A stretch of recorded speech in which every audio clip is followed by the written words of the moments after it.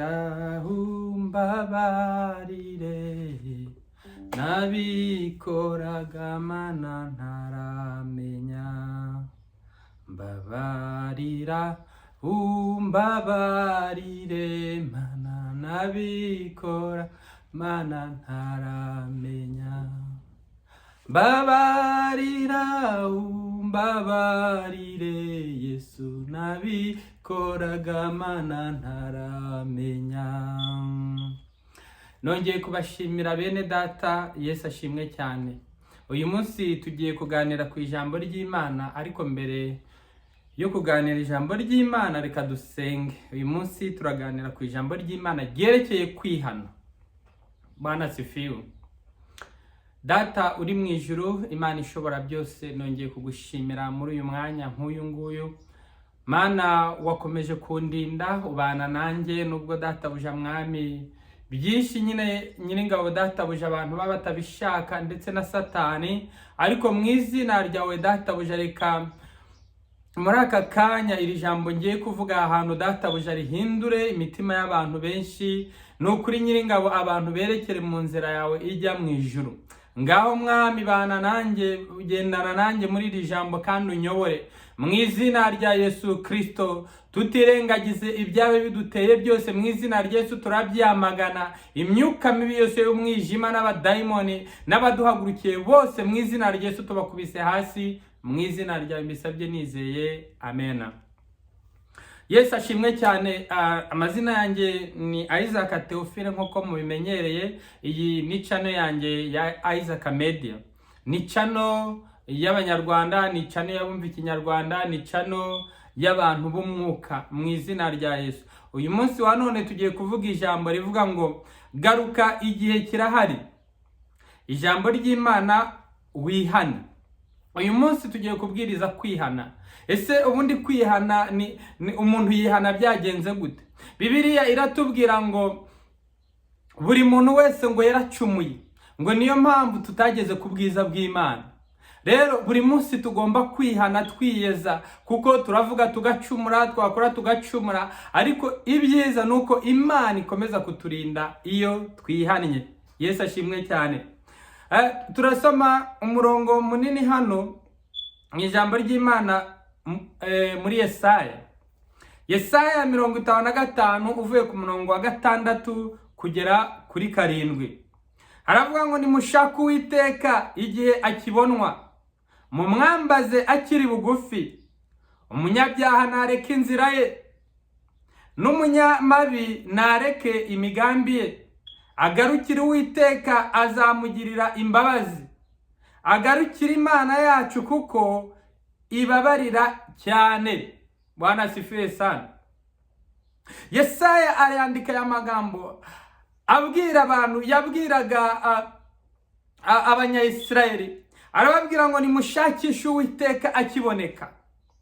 Uyu munsi nanjye Isaac naje kubwira wowe unyumva, shakisha Uwiteka akiboneka, kuko hari igihe kizagera Uwiteka ntabonwe. Bwana sifiwe sana. Haleluya.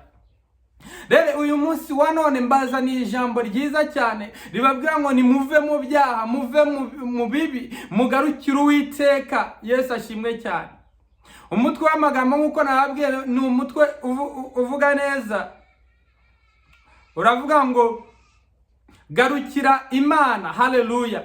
Uyu munsi Imana iragusaba kugarukira Imana muvandimwe. Wowe aho uri hose Uwiteka aragusaba kugarukira Imana.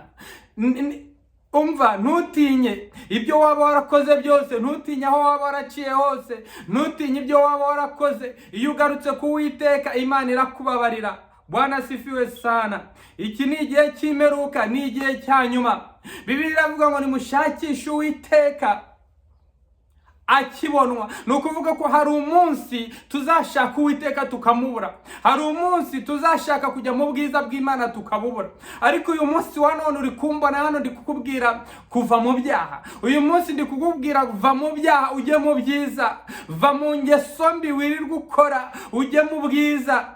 Yesu ashimwe cyane. Ese yaba njyewe cyangwa undi, twese twari abanyabyaha, twakoraga ibibi bigowe n'Uwiteka, ariko ijambo ry'Imana yavuga ngo iyo ugarutse imbere y'Uwiteka ngo ukayitakira, ugatakira Imana, ukayibwira ati Imana, navuye mu nda ya mama nambaye ubusa, nzasubira mu nda y'isi ntacyo nambaye. Ndagira ngo mubwize ukuri, uyu munsi wa none ni umunsi udasanzwe wo kugira ngo nkuzanire ijambo ryiza ryo kukubwira ngo va aho uri, ubundi Imana ikujyana aho ishaka kukujyana. Bwana asifiwe sana.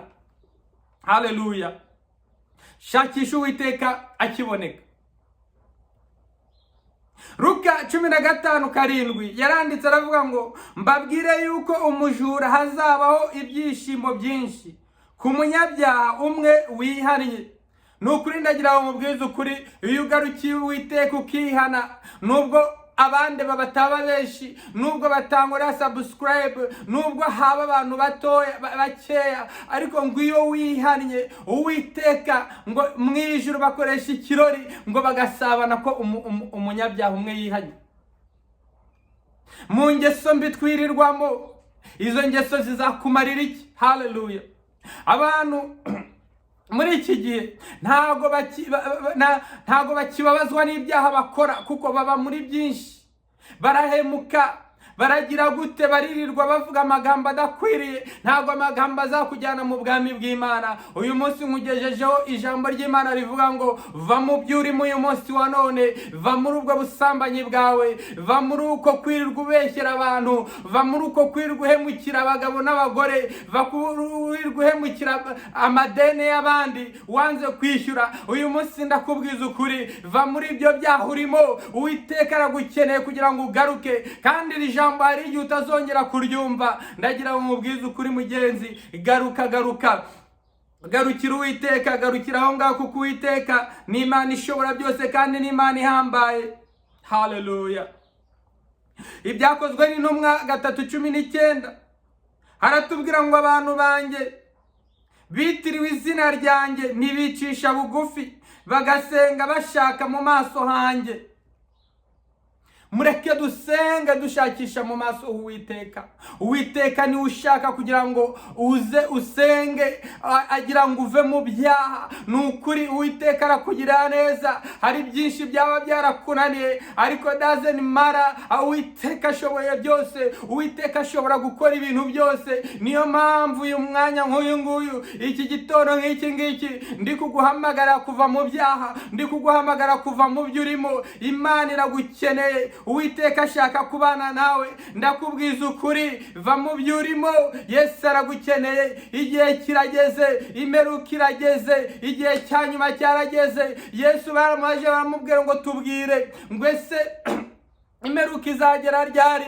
Yesu arababwira ngo umunsi mwabonye ikizira cyahagaze ahantu hera, ikizira cyagiye ahantu hera, nk'umunsi muzabona intambara hirya no hino, nk'umunsi inzara zizatera, ngo muzamenye icyo gihe ko cyageze. Uyu munsi ndakugira inama mugenzi wanjye, va mu byaha urimo, va mu byo urimo uri gukora, uze dukurikira Imana, uze dusenga Imana. Abakwita abari kugutuka bareke, abavuga amagambo bareke, abakora ibyo bakora ubareke. Hari benshi birirwa bavuga nabi, ariko njyewe ntago nzatinya nuko umuntu yavuze, ahubwo nzahagarara ku ijambo Yesu yanshyizeho. Aho nahuriye naye akampamagara akambwira ngo mwana wanjye nkwise Isaac, nkwise Abiya, ugiye kuzambera umuntu ukomeye umvugira mu mahanga yose.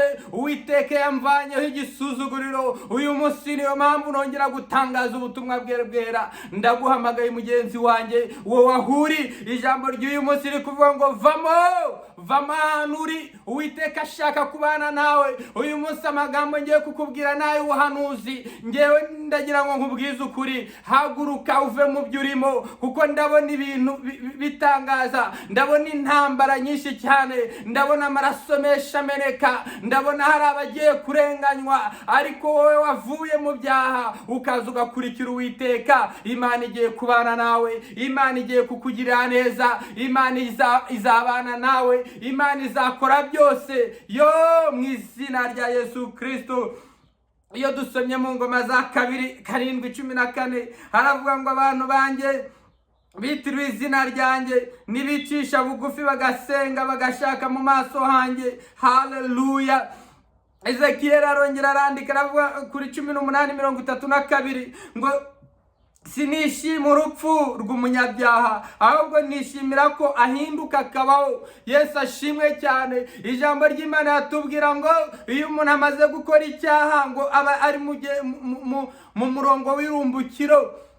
Biratubwira ngo icyaha kirakura, wamara kugikora ukakibamo, icyaha wamara kukibamo kigakura cyane mukagendana nacyo, ngo cyaha kikazakuvira mu rupfu. Ndagira ngo mbwize ukuri uyu munsi wa none urashobora kubusambana Imana ikakureka, ariko hari umunsi uzahuriramo n'ibibi. Uyu munsi wa none urashobora kuba wirirwa wiba ntufatwe, ariko umunsi umwe ukazafatwa ukicwa. Ndagira ngo mbwize ukuri uyu munsi urashobora kububeshya bigakunda, ariko ushobora kubeshya ntibikunde. Ndagira ngo mbwize ukuri, mbese wa munyabyaha we wavuye mu byaha urimo ukongera ugahamagara Imana. Imana yakuremeye kugira ngo uhamagare Uwiteka. Imana ntabwo yakuremeye gukora ibyo uri gukora uyu munsi. Imana yakuremeye kugira ngo uze ubane nayo. Imana yakuremeye kugira ngo ugendane nayo. Imana yakuremeye gukora ibyiza. Rema takara babaramanda. Imana yakuremeye kugira ngo ugendane nayo mu izina rya Yesu Kristo wa Nazareti. Imana yakuremeye kugira ngo ubane nayo. Imana yakuremeye kugira ngo ugende mu bwiza bw'Imana. Iyo uri mu bwiza bw'Imana byose birashoboka. Iyo uri mu bwiza bw'Imana nta cyagutera, nta cyakurwanya ngo kigutsinde. Niyo mpamvu urongera nuzuye imbaraga z'Umwuka Wera, numva imbaraga zikomeye. Iyo uri muri Yesu Kristo, mbese ninde wakunyeganyeza? Nta kizakunyeganyeza. Nubwo isi yahaguruka, ndagira ngo nkubwize ukuri, va muri ibyo urimo, ngwino ugerageze Uwiteka Imana yawe. Ngwino ugerageze Uwiteka Imana yawe, va mu byo urimo. Uyu munsi wa none Isaka, uyu munsi ijambo ry'Imana riri kuvuga ngo va mu byo urimo, va mu byaha, wongera ugarukira Imana. Hari benshi twabanye, hari benshi bari inshuti zanjye, ariko abo bose narabaretse. Ijambo ry'Imana muri Timoteyo wa 2 riravuga ngo abo bantu bose bameze gutyo ngo ujye ubirinda ngo batere umugongo. Haleluya. Ndagira ngo mbwize ukuri, muri iyi minsi imeruka hari ibihe birushya. Abantu barirarira, abantu bariyemera, abantu barikakaza ngo bafite amafaranga, abandi bafite amazu menshi, abandi bafite ibintu byinshi. Ariko reka nze nkubwire, umunsi w'urupfu rwawe ntabwo ibyo bintu bizagutangira. Umunsi w'ubuzima bwawe bwa nyuma ntabwo ibyo bintu bizakuzura. Abo izo nshuti wizeye ntacyo zizakumarira. Iyo miryango ikomeye wizeye ntacyo izakumarira. Ongera ugende kuri Yesu. Yesu aragutabara. Yesu akuri inshuti n'abavandimwe. Niyo mpamvu nguhamagaye uyu munsi, reka nukuruze wakira agakiza. Uwiteka aragushaka, Uwiteka aragukeneye mu izina rya Yesu. Iyo dusomye Yohana wa mbere 1:9 aratubwira ngo nitwatura ibyaha byacu, niyo nitwatura ibyaha byacu ngo niyo yisezerano kandi ikiranuka kubabarira. Uyu munsi nitwatura yuko twese turi abantu b'Imana tuzakizwa.